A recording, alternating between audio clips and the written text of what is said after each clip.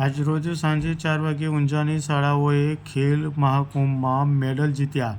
રસ્સા ખેંચ, વોલીબોલ અને ચેસમાં ઉત્કૃષ્ટ પ્રદર્શન. ઊંઝાની વિવિધ શૈક્ષણિક સંસ્થાઓએ ખેલ મહાકુંભ 2025 અંતર્ગત યોજાયેલી તાલુકા કક્ષાની સ્પર્ધાઓમાં ઉત્કૃષ્ટ પ્રદર્શન કર્યું છે. વિદ્યાર્થીઓએ રસ્સા ખેંચ, વોલીબોલ અને ચેસ જેવી રમતોમાં મેડલ જીતી શાળા અને તાલુકાનું નામ અને ગૌરવ વધાર્યું છે. કહોડા ગામે આવેલ શ્રી સર્વોદય હાઈસ્કૂલ ખાતે યોજાયેલા ઊંઝા તાલુકા કક્ષાની રસ્સા ખેંચ સ્પર્ધામાં શેઠ એમ.આર.એસ.